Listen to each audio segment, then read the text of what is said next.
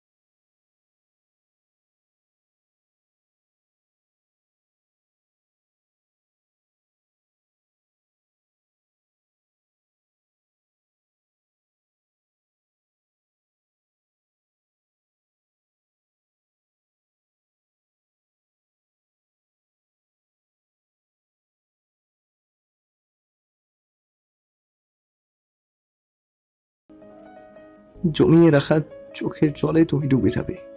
এই ডোবা মারে আমার প্রেমে নিজেকে হারিয়ে ভুলে যাবে সব উন্মাদনা। তাকাবে কি অরু পাখি? আরও তাকালো সেই চোখে, হারালো সেই মায়া ডোরে। ভয়ের মাত্রা হুড় হুড় করে নামলো শূন্যে। চোখ বন্ধ করলেই গড়ালো জমিয়ে রাখা পদ্মাবতীর অশ্রু। অপূর্ব অতি আদরে নিজের ললাট ঠেকিয়ে দিল আরুর ললাটে। জমিয়ে রাখা দুঃখের সময়টাকে গাঢ় নিঃশ্বাসের সাথে ফেলে দিল অপূর্ব। খুব শীঘ্রই আরুকে ঘরণী করে তুলবে। খুব শীঘ্রই আরুর খবর পৌঁছে গেছে ময়নার কাছে। ছানাদের ঘুম পাড়িয়ে রেখে উড়ে এসে থেমেছে আরুর ঘরের জানালায়। পুনরাবৃত্তি করলো একটি বর্ণ, আরু পাখি, আরু পাখি, আরু পাখি। আফসান বাড়িতে মানুষ ধরে না, তবুও এসেছে বিচার দেখতে। সচরাচর বাড়িতে বিচার কাজ সম্পূর্ণ না করলেও এই প্রথম সেই কাজটি করতে রাজি মোতাহার আহসান। আরুকে একটা চাদর পেঁচিয়ে নিয়ে এসেছে বিচারে। এলোমেলো চুলগুলো হাত খোপা করে আঁচল তুলে দিয়েছে মাথায়। ফ্যাকাশে মুখ জানান দিচ্ছে জ্বরের তীব্রতা। মোতাহার আহসান আরুর অবস্থা দেখে বলেন, বোন, একটা চেয়ার এনে বসা মেয়েকে। না ভাইজান, বিচারের সময় সবাই দাঁড়িয়ে থাকে, আমি চাই না আরুর তা অমান্য করুক। আরুকে ধরে বলে পারুল। তবুও অনিতা ছোট্ট একটা টুল এনে দেয় বসতে। মোতাহার আহসানের আদেশে এবার তা খেয়ানত করার স্পর্ধা খুঁজে পায় না পারুল। বিচার কার্য পরিচালনার সিংহাসনে বসে বলেন, ওই শুয়ারের বাচ্চাটাকে এখানে নিয়ে আসুন। ওর মাকে এনেছেন? জি চাচা। প্রহরীরা বলেই চলে গেল গোয়াল ঘরের উদ্দেশ্যে। গোয়ালঘর থেকে বিষ্ঠাতে লেপা কালাচানকে নিয়ে হাজির হয় বিচার সভায়। নিম গাছের সাথে বেঁধে ফেলে। তারপরে কালাচানকে দেখে ভয়ে জড়সড় হয়ে যায় আরু। মোতাহার আহসান উপস্থিত গ্রামের সামনে নিজের মতামত রাখে, আমার ভাগ্নির বিচার এখানে হচ্ছে না, এখানে বিচার হচ্ছে একটি মেয়ের, যাকে কালাচান অপহরণ করে নিয়ে গেছে। তারপরে দিন গলায় দড়ি বেঁধে মেয়েটিকে নিয়ে নদীতে ঝাঁপ দেয়। তাই আমি গতকাল রাতে ভেবে সিদ্ধান্ত নিয়েছি, এই কালাচানকে 101টা বেতের বাড়ি দিয়ে জুতার মালা গলায় পরিয়ে আপনারা গ্রাম থেকে বের করে দিবেন। এই সুন্দর নগর গ্রামে এই ছেলের ছায়াও যাতে না পড়ে। তখনই সেখানে হাজির হয় সুন্দরী। একমাত্র ছেলে তার। ছেলের হয়ে হাত জোর করে ক্ষমা চেয়ে মিনতি করে, আমার ছেলে ভুল করেছে সাহেব, অনেক বড় অন্যায় করেছে। ওকে এই শাস্তি দিবেন না, ক্ষমা করে দেন। আমি আরুকে আমার বাড়ির বউ করে নিয়ে যাব প্রয়োজনে। অনিতা এবার স্বামীর পক্ষ নিয়ে সুন্দরীকে বলে, ছেলেকে আপনি মানুষই করতে পারেননি। হ্যাঁ, একজনকে ভালো লাগতেই পারে। ঘটকের মাধ্যমে বিয়ের প্রস্তাব পাঠাবেন, পছন্দ হলে বিয়ে, নয়তো সেখানেই শেষ। রাজি হয়নি বলে জোর করে নদীতে ঝাঁপ দেওয়া কেমন রীতি? একটু হলে। বলতে গিয়ে কেঁপে উঠলেন অনিতা। কেঁপে উঠে উপস্থিত সবাই। আপনার উচিত ছিল ছেলেকে পেয়ে উপস্থিত সবার মাঝে ঠাস ঠাস করে চর বসিয়ে দেওয়া। আপনি উল্টো ছেলের নামে সাফাই গাইছেন। আমাদের বাড়ির মেয়েকে আপনার ছেলের বউ করতে উঠে পড়ে লেগেছেন। চোখ রাঙিয়ে কথাটা বলে অনিতা। সুন্দরী চেয়ারম্যান সাহেবের স্ত্রী বলে দ্বিরুক্তি করার সাহস সে খুঁজে পেল না। তবুও ছেলেকে নির্দোষ প্রমাণ করতে বাক্য করে, আমার স্বামী আজ 9 বছর হয়েছে আমাদের ছেড়ে চলে গেছে। কালাচান ব্যতীত আমার কোনো সন্তান নেই।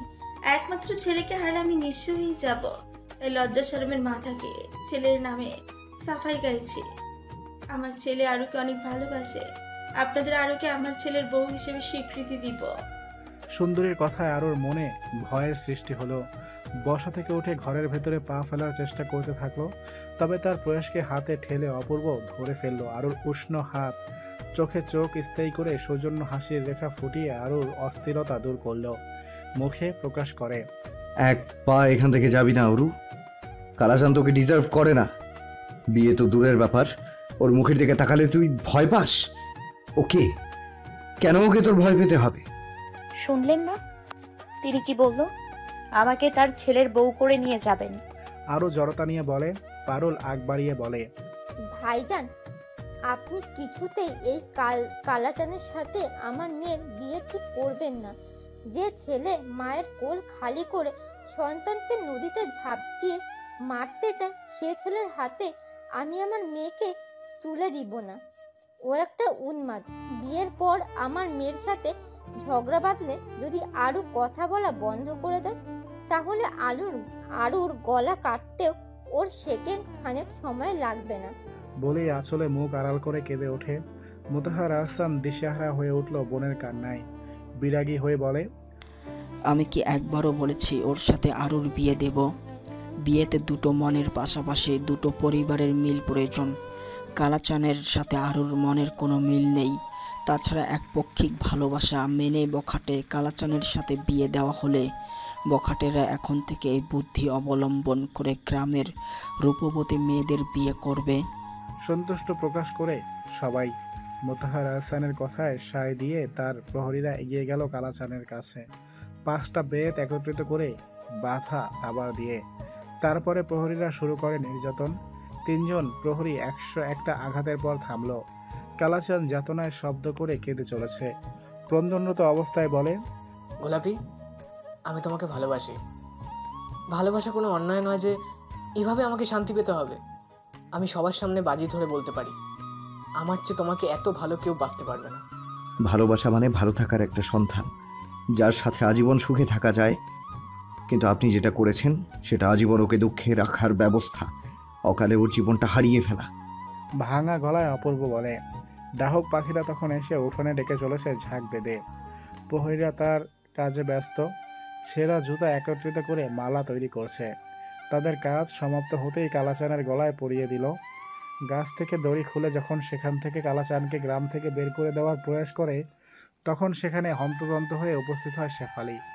অসুস্থ ও ক্লান্ত শরীর নিয়ে হাঁপাতে হাঁপাতে বলে, আপনারা কেন ওনাকে গ্রাম থেকে বের করে দিয়েছেন? ভালোবাসার জন্য মানুষ কত কিছুই করেছে। কালাচাঁদ শুধু তার ভালোবাসা প্রমাণ করতে চেয়েছে।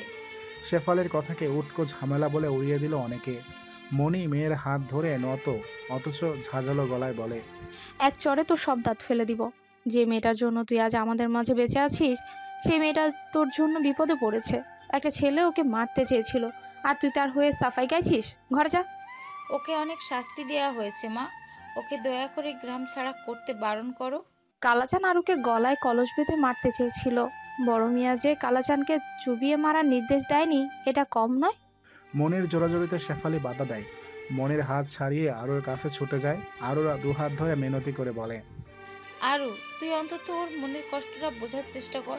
তুই তো একজনকে ভালোবাসিস, তাকে না পেলে তোর মনের অবস্থা কেমন হবে? আমাকে দেখ, তুই জানিস আমি কেন বিষ খেয়েছিলাম? ভালোবাসার ঊর্ধ্বে কিছু নয়।